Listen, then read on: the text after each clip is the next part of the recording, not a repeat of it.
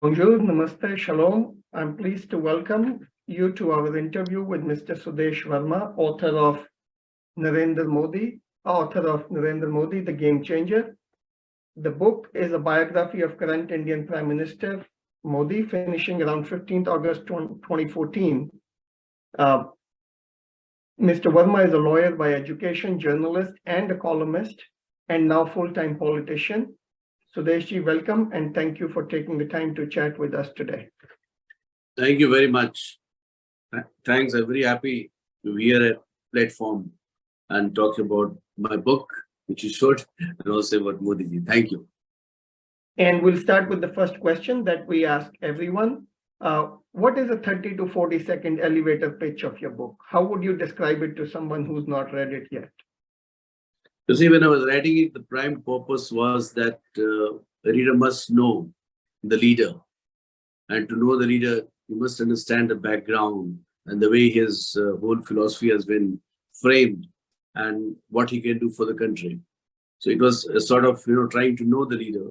And I'm sure that once you go through the book, you'll understand what Modi is all about. Okay. And what are 3 to 4 things you want people to take from your book? You see, when we are writing something, we are very sure about the purpose of the book, which was, as I told you, to make people understand the leader, because I was very sure that Modi ji was going to become the Prime Minister of the country. I had read it long time back also, when I was a part of the British High Commission in Delhi. I had no doubt about that. So we had to be clear what we were trying to do, trying to make people understand the qualities of a leader. So we have to be, if you want your book to be read only by researchers, who read in the libraries, then the book loses its value. It remains in a very small circle of people. You pat my back, I pat your back, and we both become intellectual. I had to come out of that mode because as I come from JNU, I knew what research is all about. And my various years of experience as a reporter in journalism knew that I could communicate. It was to use the language in simplest way possible to make readers understand. And this is what I've tried in the book. So simplicity is hallmark of the book. Use of very common phrases which you use, in day-to-day life. So I'm happy that it has been received that way. And most of the accolades to the book, which came to me at the personal level, which I could not write on the blog of the book, was from the social media users. They're very happy with it. And that is the ultimate credit to any author, that when you get to know the feedback from common people who read you. And Sudeshji, you talked about a book that is meant for researchers, which goes, which is in the library. And of course, you were writing it as a journalist, and you said you tried to write it using the common phrases of everyday use. But do you think when a researcher writes a book versus when a journalist writes a book, one of the things is accuracy? Accuracy is likely to be higher if the book is meant for researchers? You see, what happens is because I've been through both the phases of life. When I was a student of JNU, I was a researcher. When I joined journalism, I was a reporter. So you find the combination of both that in my book, where I don't lose the raciness of the book, that you see things happening in course of you're reading the book. At the same time, facts are not twisted. Facts are as it stands, and facts have been authenticated. So that is the purpose of research. But research means, research is normally they write for their academic things, to be read by academia, and to get accolades for that. They will, get credit points also. This was not the purpose of me writing the book. It was to connect with people, because when I report, as a journalist, I basically among people, and I know how to communicate. So to use that language of communication and use that the meticulous research as far as facts are concerned to authenticate the facts, so that when people challenge based on facts, I would be in a position to face it. So it is a combination of both. Okay. And what kind of research did you do when you were writing this book? You see, I had appointed a team of researchers in which there was a lawyer, there were social activists, there were senior journalists, a team of 3 people. And we did research for about close to 1 year. All the books that were written on Modi ji, and then all the news that appeared in the social media, all the links, more than 50,000 hyperlinks. And then we understood that whether we were going on the right track. And there was a clear-cut instruction to the researchers that we would write what we find. It's not that we wanted to write something and wanted the research to follow that direction. If you would find that, yes, something is wrong, we'll say that it is wrong. So it became on a neutral premise. And that is how the research happened. So as we came to writing, we had a lot of facts, a lot of photo-state materials with us. So we collated those materials, made a frame, and then we visited Gujarat for 2 months in our own car, the team. And we explored all the areas that were talked about in various reports. And when we saw Gujarat, it appeared that yes, it had actually evolved as a model of development for the rest of the country. So that is how the book evolved. And the book, you will see, is evolution. When we met Narendra Modi, who was the chief minister then of Gujarat, he was surprised that he was talking about, have you gone and visited that place? Yes, we have gone that. You telling about, he was surprised that you have visited everything. So he didn't know that we were actually, doing so much of research on him. So he was himself surprised. Okay, so you did primary research on the ground and you did secondary research by reading all, the various books available about Modi. And we also interviewed quite a lot of people who were concerned with Modi ji, who were connected with Modi ji, childhood days, friends and all that, to know him better, bureaucrats, how he took decisions and all those things. So it was based on all kinds of feedback which you can get for your book to present a story. I was particularly impressed with your description of the tea shop and the station and the life around in that area. And I thought, this is more detailed than I've read in any of the newspaper reports. So did you go to that area? Did you visit all that places? Yes, I visited Vadnagar. Vadnagar happens to be a Buddhist site also. And I could imagine the station, what it would be, during Modi's time when he was going to college in Mehsana. So when I spoke to people, yes, people did remember that. I could visualize the distance of a station from the school and how Modiji would rush to the station to, cater to those passengers, serve them tea and come back to the school because he had to supplement it. It was a very interesting story, So I had to measure the distance. I had to talk to people, locate the issues and how I had to locate the semester lake.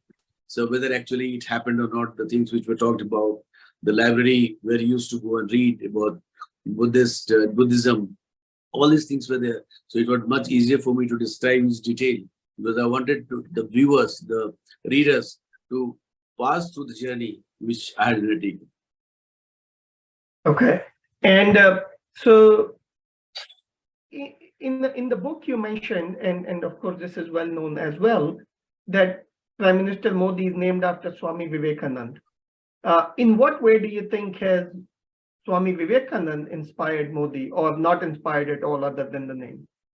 No, of course, he was very much inspired by Swami Vivekanand. And that we can see in the impression he had about Ramakrishna Mission. And he used to go to the various mutts of Ramakrishna Mission in Gujarat, or even when he went to the Himalayas, he visited those Ramakrishna Mission Paramans, various abodes there. And he was influenced. And I would like to tell you that you would hardly find a leader from India not influenced by Swami Vivekananda. Because Vivekananda is such a secular philosophy. He inspires youths, talks about one India, talks about the rich cultural heritage. And he was the greatest exponent of what India was. So Narendra Modi ji was also inspired by him. And his journey includes that. And perhaps because of that, that explains Modi ji's strong character. Because he imbibed the values preached by Swami Vivekananda. Okay. So, Sudeshji, so far we've talked about the subject of your book. Now let's talk about the author a little bit. So tell us about you, your childhood, your early life. Where were you born? Were you a writer from the childhood, or how did you end up journalist, writer? Sort of briefly your life story, if you will. See, when I look back, I cannot say that politics was ever a vocation I thought about. When I look back, I never thought I would become a journalist. When I look back, I never thought that I would get an opportunity to study in JNU, which was not even in my distant dream. I come from a place called Chatra, where I was born. My maternal side, my Nana, they used to be there. I was born Chatra, you must know, is a Naxal, second Naxal impacted, most Naxal impacted area in the country even today. I was born in that place, you can understand, a lot of underdevelopment. I studied in a government school. And from there on, my father was in defense accounts. So went to Nagaland, where my father was posted. There we studied, there the medium was English. So we studied English there. Then again, from class 10 onwards, I came back to Ranchi for studies because higher studies was good in Ranchi. And I studied English honors, then masters in English. And then suddenly got into JNU, it was all luck. And then tried here and there for competitive examination, joined academics, and then finally journalism, because that appeared to me to be the best way to understand society and to write about society and to vent my frustration. Because that time, at least you can write. There are many people who don't get that opportunity. If you are not happy with the system, if you want systems to change, how do you do as an individual? At least being a journalist, you can write about things. So this was the best platform available to me. I ended up being a journalist, and because of my background, my journey was very fast. Then came, of course, hobnobbed with politicians. I was covering the BJP. I got many opportunities. Many BJP leaders invited me, why don't you join the party? I always refused. I said, no, my credibility as a journalist is much greater than my credibility as a politician. So I would like to maintain my credibility. And yes, I would like to write about the truth. But then, the country witnessed anti-corruption movement under Anna. You know what happened. The entire middle class seemed to be coming on the street to see the change. So I don't think after emergency, any movement like that happened. The movement that opposed the emergency, and after that, this Anna movement, where people, middle class people, they looked so upset and angry with corruption. They wanted to change the system. That was the time when the UPA was in power. So I also got caught in the fire of this anti-corruption movement. And then I realized, that when I looked at various leadership, I found that there were none actually who could be the face to change. Briefly, I knew Arvind Kejriwal also, I was with him. So I realized that he was rather about himself than about changing the system. Such a brilliant opportunity where the country was ready to give chance to a third force other than the BJP and the Congress at the national level. This man was thinking only about himself. I said, no, he cannot be the factor of change. Then at that time, Modi ji was working very hard as Chief Minister of Gujarat. He was experimenting with little things here and there to check corruption, like using information technology, using his own leadership style, how to change bureaucracy, how to use bureaucracy to political purpose, of cleansing the system. I realized that he's the man who could be the best bet for the country. And then how my journey started, I thought that if I don't write, if I don't use this chance to write a book on him, I'd be losing a great opportunity of not being a part of the system. If I just stay as a journalist, report about that, it may not be the correct thing, because I knew him from 1990s onwards when he had come to Delhi. After Gujarat, he came as secretary. I, as a journalist, had interacted with him. I knew him. So I thought that it is a chance to revisit and see whether he is the man. And this is how I ended up writing about things. And I'm happy that I did it, because I've been vindicated that he is a man who actually wants to change the system. Yeah, I will come to your experience or interactions with him in the 1990s in a few minutes. I am told the book has done fairly well in the market, so that's pretty good. Now, let me ask you my next question. The New York Times recently reported that Modi is the most popular head of state in the world, with about 70% approval rating among the citizens of the country. During your research for the book, what did you find about Modi's leadership style that can help us understand such high approval rating? There is only one thing which is there in Modi ji, which you don't find in many leaders.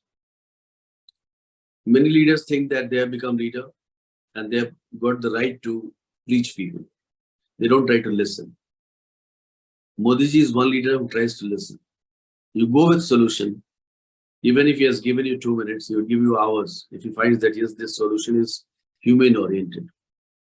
And this is one thing that made him actually a very good leader, because whoever interacted, if you had something good to say about society, if you have something good as a solution, if you're a solution giver, he would give you time and you try to implement this solution as a model and then replicate it. And there are many examples in Gujarat that happened. I was really surprised the way he tried to change things, by using IT. In one department, you use IT to check corruption. It's not that corruption will be obliterated 100%. But what was the reason for the middle class for the uprising?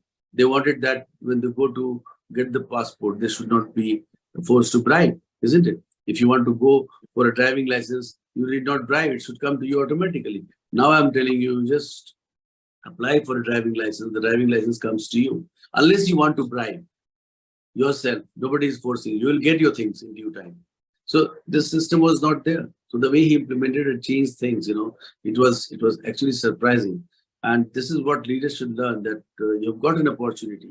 You've got power to change the system, work in the system, and not try to use it for self-aggrandizement, to perpetuate yourself or your ideology rather than trying to find solutions. I find that Modi ji is a solution giver, which is a good thing. And you think his solution giving is the reason for his high approval rating? Yeah, of course, whether it is, you talk of,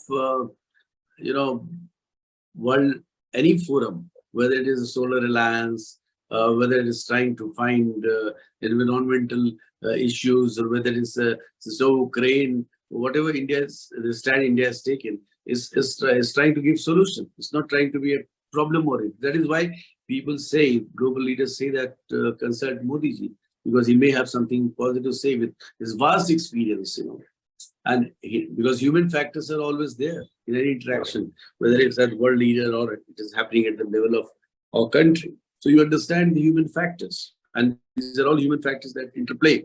So I find that this is his quality of providing or trying to provide solution. You see, because nobody has the solution actually. If you had the solution, then you would be the king. But you're trying to find answers to solution. You may go wrong, but going wrong, if your intentions are good, people will appreciate. And this is what you find in Modi ji. Now, in the book, you talk about 1995, Modi being banished to Delhi. And for the next 6 years, he rarely visited Gujarat. I have seen him share that part of his life in, for example, India Today sessions, where he has accepted that when he came back in 2001, he didn't know much about many of the things happening in Gujarat. How did that banishment to Delhi affect Modi subsequently when he returned to Gujarat and his career after Gujarat? I think it came as a great opportunity because you never know when you're banished or if you're sent, because in BJP we don't use the word banish. Since I belong to the party also, I must tell you that it is taken as an opportunity to work in some other field. Sudesh ji, the word banish came from your book. You know that, right? I mean, yeah. I've used that perception. Perception was created. So now what happens? He got an opportunity. Media used that he was banished because he was sent out of Gujarat. There was a crisis in Gujarat. People considered this was also because of him. But he did not bother about that, and he used this as an opportunity to build himself. And he used his organizational skills. I remember that that time I was in Statesman, and I had visited Himachal Pradesh. He was in charge of Himachal. And when I saw the way he had built the party, because the party, Congress was very strong. So he trusted the youths of the state. And when I saw the band of youths there, he had created his own following. And then I wrote a report that it is difficult to defeat the BJP because he had that mass appeal in the youth. He trusted the youths outside the party structure also.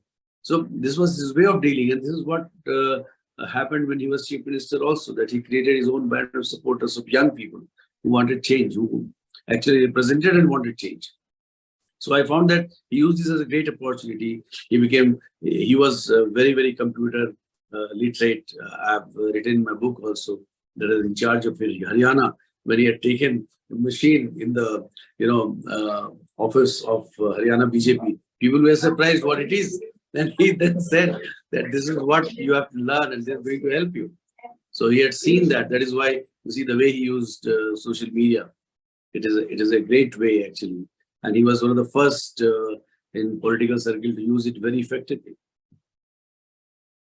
He was in this period in Delhi. You said you interacted with him one-on-one.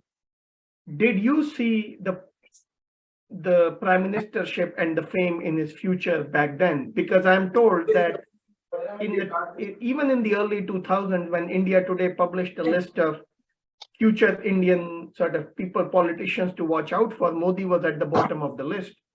So was there anything back then that gave you indications that this is where he would end up? You see, I think that happened before he became the chief minister. And even when he became the chief minister, people did not know what would happen to him because he had gone there and this was a risk. Actually, when in politics, you are sent in a muddy soil, people think that you have been sent there because your rivals in the party want you to get drowned in that sand or mud, isn't it? So this was the situation that because of earthquake, Gujarat was devastated. Corruption, this mafias, real estate lobby, all were coming in the news. And it was difficult for anyone to go there and control the situation. So that is why when he had gone there, nobody thought that he would be successful. But he knew Gujarat like the back of his hand because he was the one who had built the party brick by brick in Gujarat. So he knew the party. And then he wrote a different story altogether.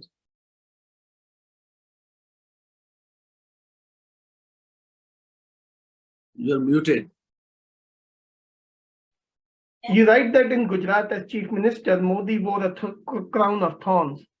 Can you elaborate what exactly were the thorns he was dealing with? I know you mentioned some, like, the earthquake and all that, but that was before. So, can you talk about the crown of thorns he wore as a chief minister? It was a very, very difficult kind of throne that was given to Modi ji. It was not that you go there, people will accept you easily, and then you will be, because you remember that Modi ji had not even contested the legislative assembly's elections ever. He was an organizational man. He was never a politician in the true sense of the term, in the sense that he contested. So he did not know that intricacies. And going as chief minister in a muddy water, where everybody is trying to pull you down, where there are reports of corruption, there are reports of rehabilitation not taking place the way it should have, and the entire state, seemed to be devastated.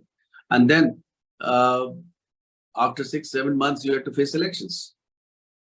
So it's a very difficult kind of situation. One would not enjoy that situation. So it is in that sense that I described that it was a crown of thorns. It was not an easy task. But yes, he undertook the task and passed the test successfully. Now, as you know, today is Easter in many Christian countries, and crown of thorns has a specific religious Christian connotation as well. Did you have that meaning in mind? No, not at all. Not at all. I had the literal meaning. Not at all. Okay. A difficult situation. Okay. So you credit Modi with, and I use your words, taming the bureaucracy in Gujarat. Can you please explain? Can you share some examples on how exactly he tamed the bureaucracy? You see, he realized that he had only two instruments. One was the party structure. The other was the bureaucratic structure. And if he wanted to deliver good governance, and which he had to do very fast, And he needed this instrument. And he had to gain the confidence of bureaucracy. One, they should know that he's a no-nonsense man. Like I've given example of a bureaucrat coming, chewing pan, and he has just scolded him that this is not the way.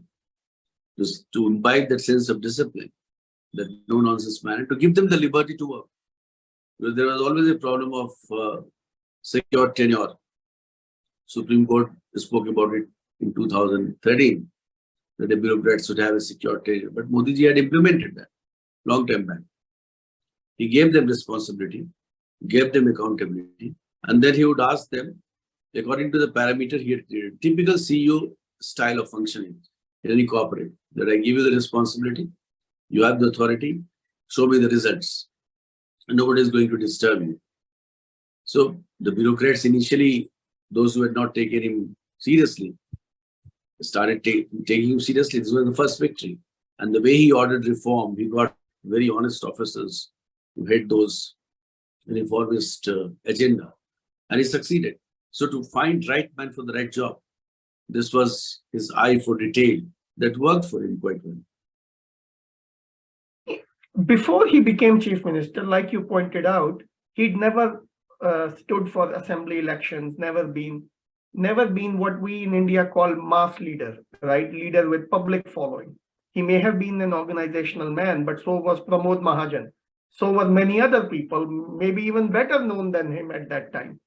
So what do you think was sort of the defining event, defining factor that made him change from sort of being a organizational man to being a mass leader? You see, being an organizational man also, he had experienced how people pull your leg, how people try to bring you down. Because being an organizational man, this is your job to ensure that organization runs smoothly. It is based on organization that the government comes. He had the experience of getting BJP government because of his initiative also in various states. So in that way, we could say that he had the experience of how governments work. After that, when you become chief minister, you know that you have a lot of power. But if you don't know how to use it, because power gets into your head, and that is the problem with most politicians in this country, that when power gets to your head, you're not able to understand what to do. Then you take decisions which are not in favor of people, or you try to make money by misusing power. These things were not there with Modi ji, because he was not a family man. Being a pracharak, he could always think about society, that how his action was going to work for the benefit of the society. And this is, when I talk, it reminds me of Gandhiji's talisman, that you think about the last man on the street. When you take your decision, is your decision going to favor that last man? And this actually happened with Modi ji. That is why, you see, most of his policies are driven by that talisman. That is why there is a criticism also that, why he is favoring poor people so much, where 80 crore people are given free food. This can happen only when you understand what hunger means. So all these things bring a lot of experience of public life to Modi that helped him in delivering good governance. Okay. And Sudesh, you mentioned that you were born and grew up in some of sort of the most underdeveloped part of India, that you said Chatra. And when you did research for this book, went to Gujarat, which you said many parts of Gujarat were then some of the most well-administered parts of the country, if I understood you correctly. So sort of having seen both firsthand, the most underdeveloped and the most sort of well-administered, what difference do you see people feel in everyday life? What is sort of things, not high economic things, but in everyday life, what's the difference between worst governed and best or well governed? I realized that, I found Modi ji's small initiative in every field of activity in Gujarat. We picked up any activity. Say, for example, people rearing cows. You start with one cow. The government is giving you a loan. It gets into two because they also give you, many things, incentives. So after a time, this cow becomes a great economic driver. You start as an agriculturist, you are getting good irrigation, you are getting fertilizers, you are getting drip irrigation, maximum utilization of water, and you see your agriculture crop multiplying. Because you see, farmers in Gujarat, normally in India, good economics would not be good politics. For example, nobody would dare to ask farmers that you pay for the power you consume. But this is what Modi ji did in Gujarat. He created different grid, one for industry and then for domestic purpose, and asked farmers whether you want 24 hours water or you want power only for 4 hours or for 24 hours. If you get power for 24 hours, then you would get multiple crop and your activity will multiply, you'll earn more. Farmers in Gujarat understood and they supported Modi ji. Why politicians are not able to do the same in other parts of the country? This is surprising because politicians are trying to hijack the agenda rather than trying to tell the truth that you have to pay for what you are using and you will get better price for your produce if you use these methods. They just need to be taught. If you want to bring in good governance, there would be resistance, no doubt. But you have to educate people. This is what the position of politics is for all about, isn't it? So Modi ji tried to do that in all respects. So we studied various aspects and then we realized that yes, there is bubbling energy we found everywhere in Gujarat. And this was the Modi effect there, that youths wanted to work, they wanted to do something, they wanted to create. And this was a different Gujarat. So Sudesh, I'm trying to understand. You live in Delhi, you are from Bihar, and you've done a lot of research on Gujarat when you wrote this book. All three states at some point or the other have been known for charismatic chief ministers, right? Like Kejriwal in Delhi and Nitish Bhardwaj and Lalu in Bihar, and of course Modi ji in Gujarat, the subject of your book. What I hear you saying is that the main difference between a chief minister like Modi who delivers and the others who do not deliver is that the intention that they want to do good for society, they deliver, but the others don't want to do good for society, they want to self-serve. Is that accurate understanding of what you... Yeah, absolutely. You see, since I've been close to Kejriwal also, let me tell you that he lost the golden opportunity this country had given to him to create an alternative that was different than the BJP and the Congress. And you see, because Congress and the BJP was coming around to say 50-55% votes. So 45% votes was unrepresented. And they wanted change. But Kejriwal, because of his own vaulting ambition to do something very fast, and because of his personal reasons, could not fill the vacuum. He adopted the left style of governance where the convener is everything. Because you don't want to give power to other people. So he failed the first test. And then he said, it is me versus the rest. Me versus the rest means you are getting into a megalomaniac kind of thing. It's not your organization that is speaking. You cannot match an organization like the BJP with such a theory. You may succeed in Delhi, but to succeed everywhere, you need a strong organization, an ideology that is, that is going to empower India. India first ideology, we call it. You know what the BJP is all about. If you want to counter the BJP, you have to be a strong nationalistic party.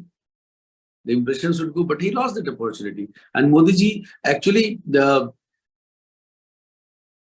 entire momentum that was created for anti-corruption, it went into Modi ji's kitty because he was seen as the person who provided hope.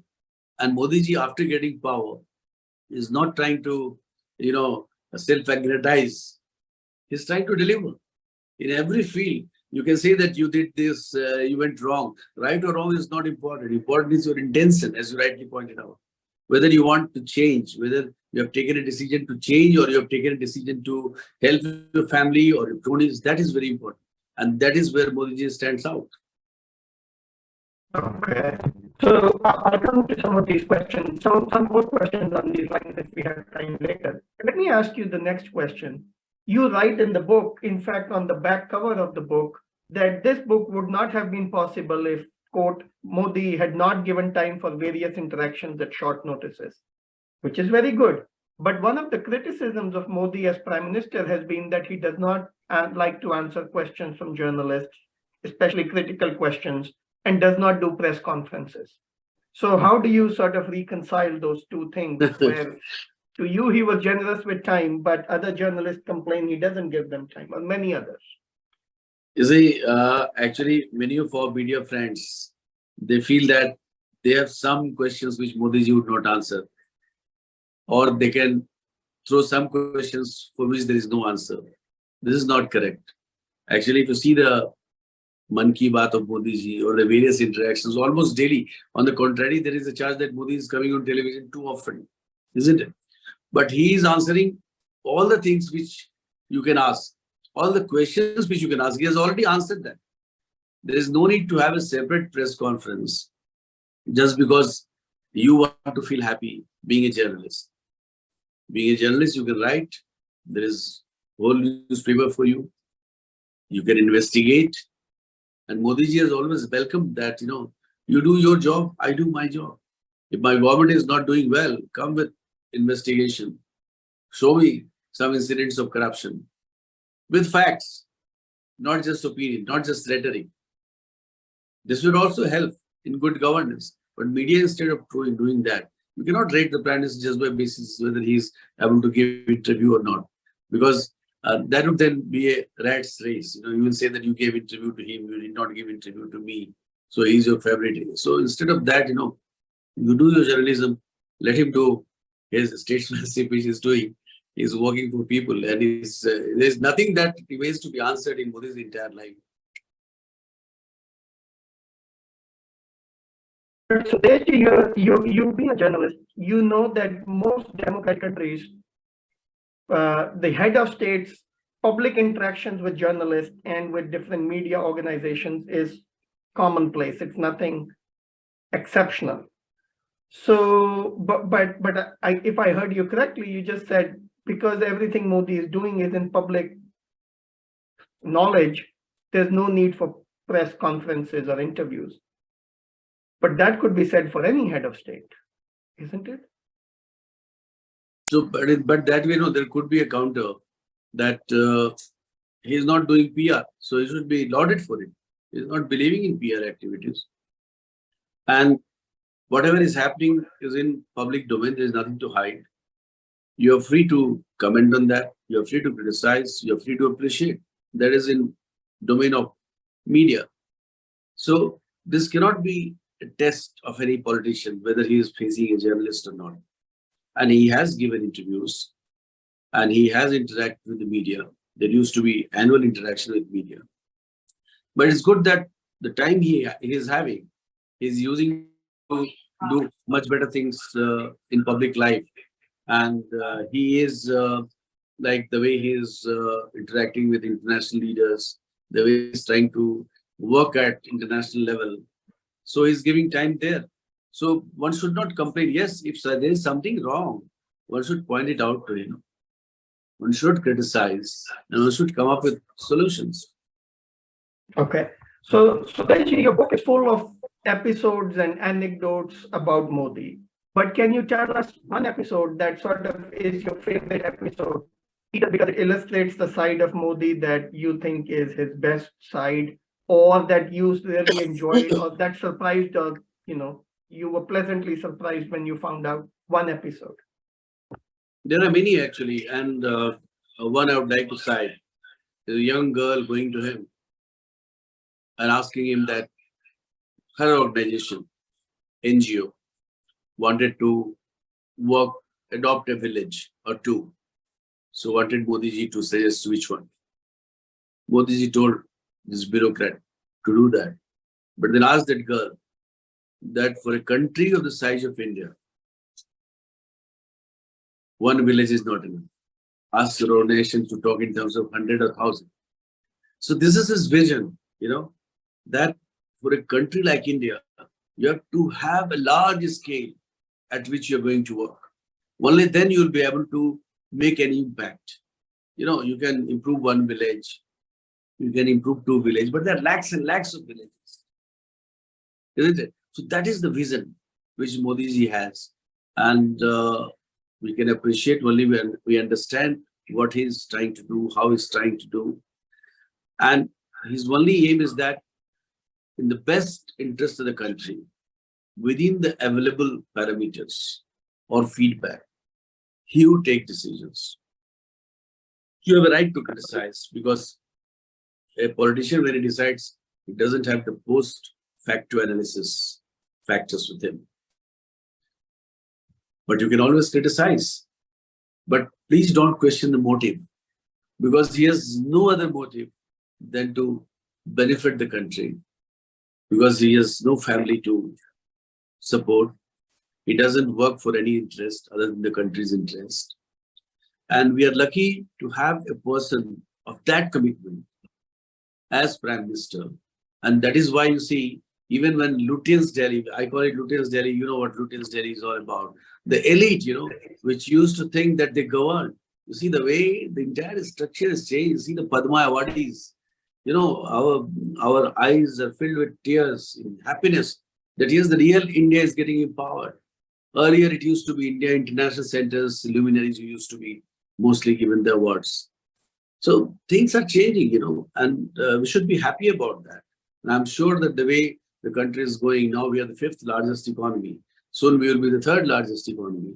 So probably there will be US, China, and India in that ladder. So we are going to have great time. So we should support the leader and criticize only when we feel that yes, he's wrong. He should have not based on personal, whims and fancies, because those who are losers, they criticize, because they're not able to get public support. Oh, Modi is this, that. This is not going to hold water, because his support is very deep in people. I tell you, when I go to rural areas, where even I'm talking of Naxal impacted areas, at times when I go and talk about Modi ji, I've seen, eyes filled with hope when the name Modi comes. I've never seen that before in my journalistic experience. So it is that, which forces you to, keep supporting the leader, keep standing by him, and try to clear cobwebs that may have settled it, isn't it? So Sudesh ji, in the book, you share many episodes, but tell us about an episode that you found in your research, but did not make it to the book. There are many things that came later, actually, and I would be dishonest if I include those things in the book, because the book was the original. And I don't intend to write again about his childhood life and all that. Maybe the future will be there. Yes, there were some, but best left to me. I would not like to talk about that. Thank you. Is there any one you can share, maybe to? No, it's not very significant, but it about his friends and how they spoke about Praveen Togadia and all that. But those things are irrelevant now. Okay. So at this time, let me remind people who are watching that they can also ask questions. That they want, just type the question in the chat box or raise your hand, and we will ask you to ask your question on camera. But let me ask you my next question. You were a writer, and you said you came from a very small sort of Naxal infested village, which means highly underdeveloped part of India. Were there any writers who inspired you to become a writer, or were there any journalists who inspired you to become a journalist? You see, my inspiration were my teachers, professors, when I used to write a column for a Statesman. And I was lucky that Statesman used to publish my story every week the same. Otherwise, Statesman normally doesn't give column. So I used to get feedback from, distant people who were not known to me. Some people will say that, my writing style is extremely good. I would not like to talk about that because it would look like praising myself. But a lot of people praised, said that, yeah, it's impeccable writing style, very simple. People understand, you feel like watching movie when you're writing. So I decided that I would write using my style of a reporter, not adopt any of this style, because if I adopt someone's style, I'm going to lose originality. It was a risk I had taken, but thanks to Vitasta Publishing that they published my book. There are other publishers also, but when the subject was Modi ji, Vitasta was the right choice. They accepted it, and I was very happy. The way response was given about the writing style, because the youngsters lapped it up, and many people quoted from my book. So it is a very satisfying experience as a writer. Is there any critical episode about Modi in the book that you can share? That an episode that sort of shows him not at his best, but as someone who needs to, let's say, change, improve on whatever you discuss in the book. See, when you try to understand Modi ji, imagine that the state is suffering due to riots. I'm talking of post-Godhra. Imagine that state governments, other state governments of the states surrounding Gujarat, they have stopped sending help in the form of police.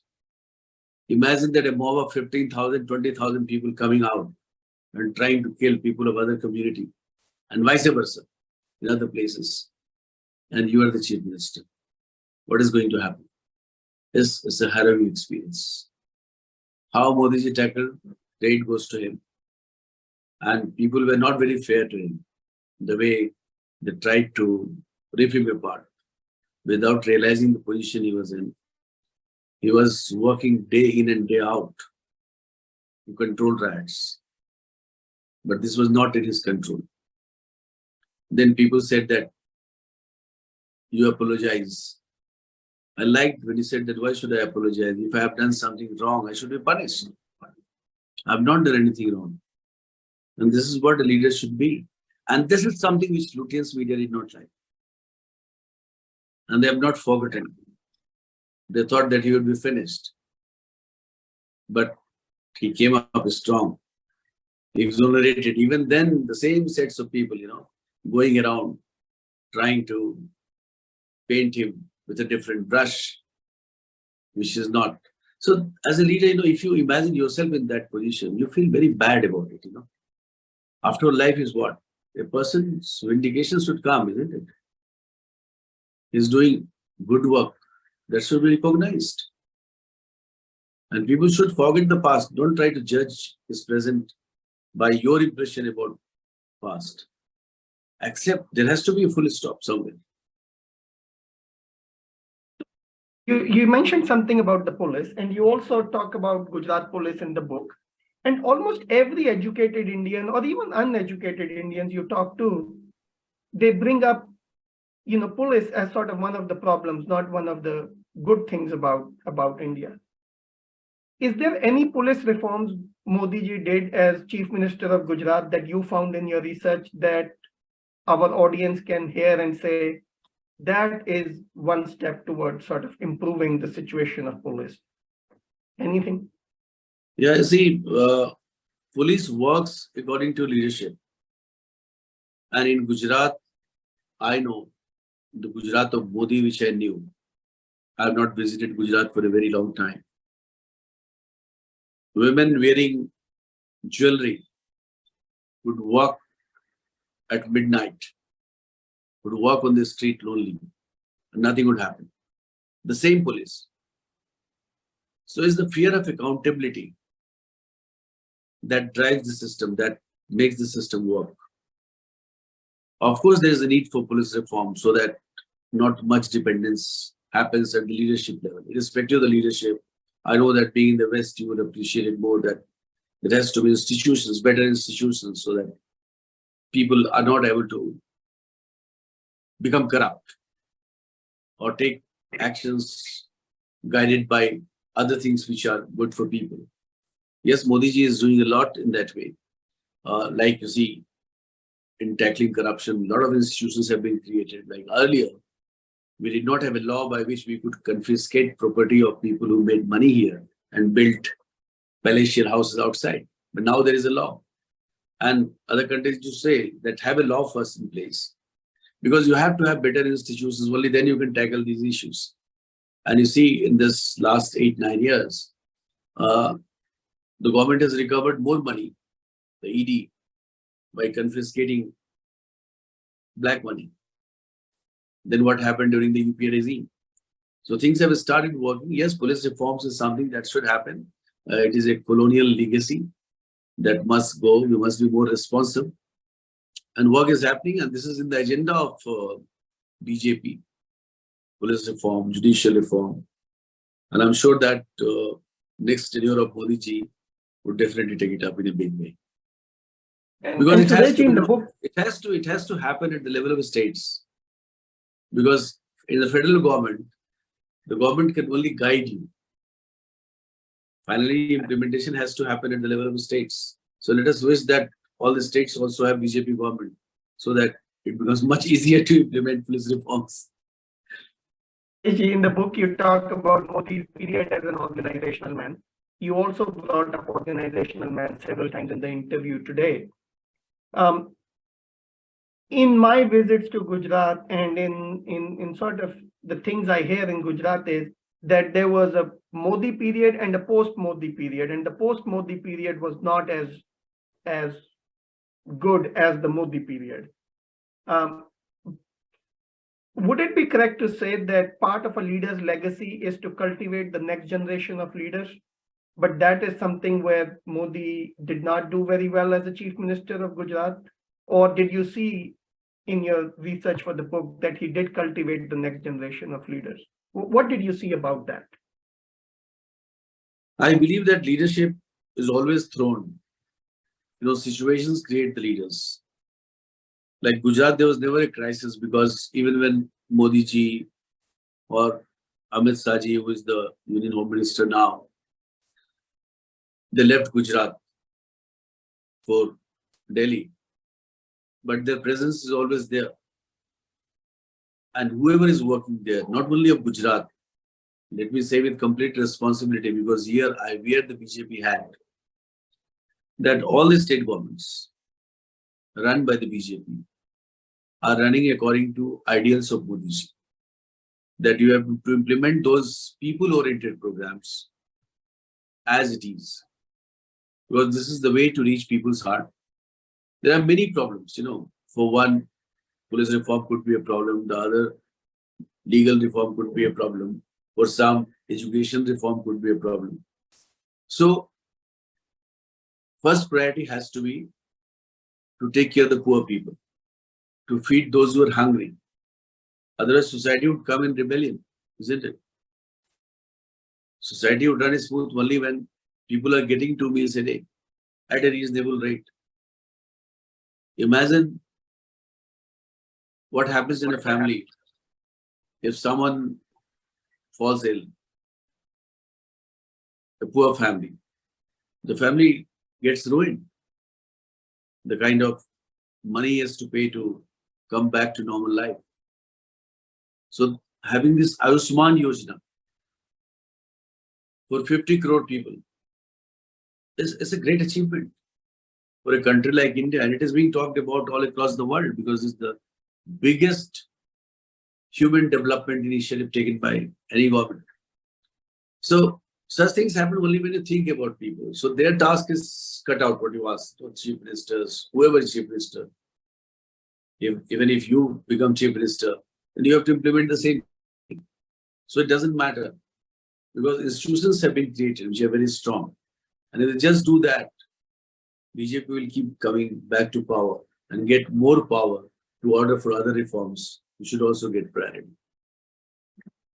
And as you can imagine, there's many questions one can ask you, given your legal background, about legal reforms, the need for legal reforms, judicial reforms, but we have limited time left. So I will come to my last two questions. What books are you reading these days? Most journalists, most people who write, they also read a lot. So what books are you reading these days? You see, one I'm reading which will surprise you, but it is linked to my other book. So I'm reading Akar Patel. He was the human rights chief here. He has written a book, Rise of the Modi Years. It's a very critical book on Modi ji. So I wanted to read what he's actually angry about. But I find that there's a lot of insinuations, a lot of opinion, facts. You are predicting something which is too early to predict because now things have changed completely. This book came in 2021. So I was trying to see the counter to that book. And I find that, such books just gives theories. Like he says that Modi promoted Hindutva as anti-Muslim.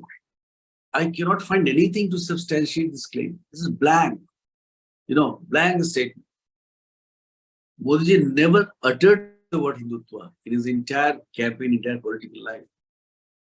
There's not one incident or any policy where you can say that is anti-Muslim. But you create a narrative. It's a fascinating book by that count, It's although 2-year-old book, but I was reading it for my own purpose. Second is this Raju Malhotra's book,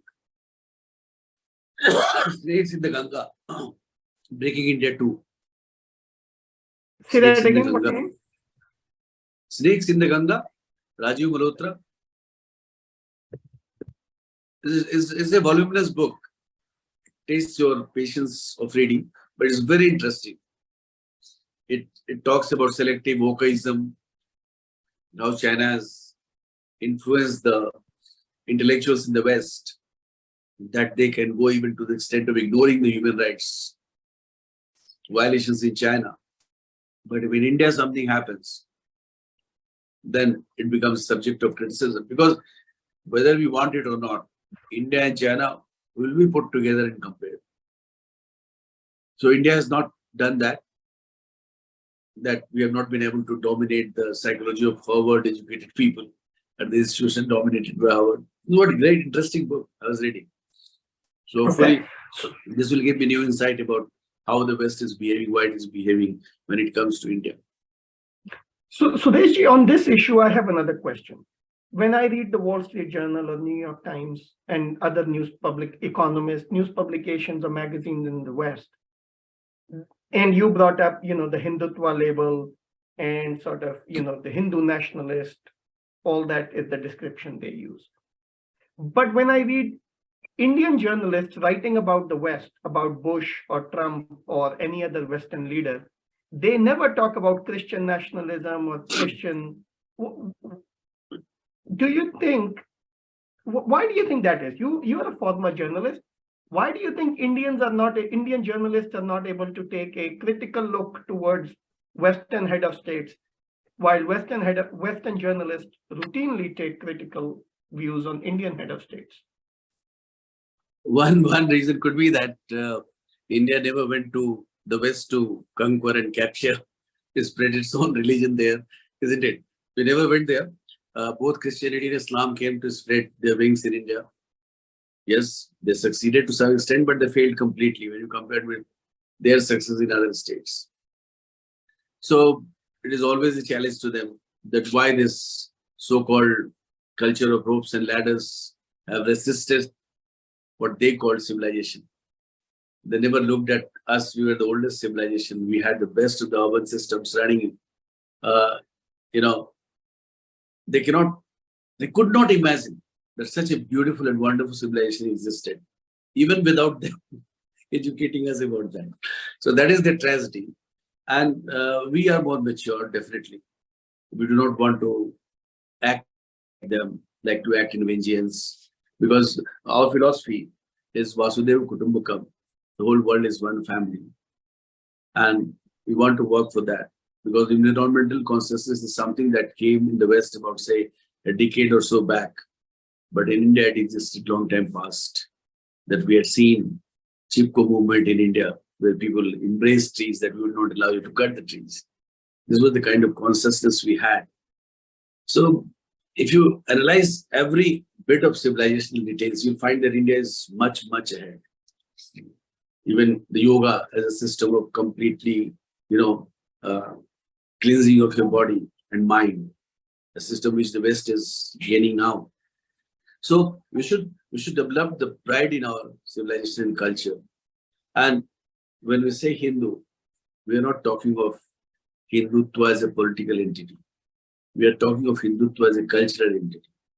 Whether those who embraced Islam or those who embraced Christianity, we are talking of those, the forefathers were Hindus.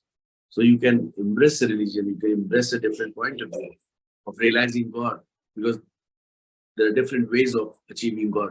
And we are all trying to find solutions to our existence and why we exist, what is the purpose of life. That is more sublime and that is beyond Christianity, Hinduism, and Islam, other religion. Then we say that the cultural, essentially, the ethos is Hindus. Whether you like it or not, that is the cultural ethos we believe in. And everyone, even in Muslims, if I ask my Muslim friends, so they would like to have a brother like Lakshman. Lakshman is embodiment of the best brother you can have in the world. You would not like to have a brother like Aurangzeb, who killed his own brother and gave it on a platter. It's not, so these are the cultural ethos. So Indian Islam is different because of this cultural ethos than Islam, which you find. So all these people must understand. They should not look to the Vatican or to other people to understand. We are capable in ourselves to understand each other and accomplish as human beings, as the best of civilizational heritage we have. So Sudeshji, in the interest of time, let me get to my last question of the day. What is the next book you're working on? This will be sequel to this. And it would cover the Prime Minister years when you say sequel? I think it's the time now, because this question came to me when Modi ji completed first tenure as Prime Minister. But that was too early, because that was the time that he had just initiated some of the schemes. And unless we witnessed the results, it was fruitless to write about the schemes. It would have become a government sort of thing, So now is the time to evaluate the achievement. I was the first, perhaps, to call him the game changer. Now this word is quite common for him. Let us see how the game has been changed, or has it not been changed. Let's try to do a factual analysis. I'm sure my book will do that. Well, on that note, Sudeshji, thank you very much. We look forward to reading your next book. And you are correct, that book is now needed, given that it's been 8 years. So I look forward to reading your book, and thank you very much. Thank you, sir. Thank you. Thanks a lot. Nice talking to you. Thank you. Take care. Bye-bye.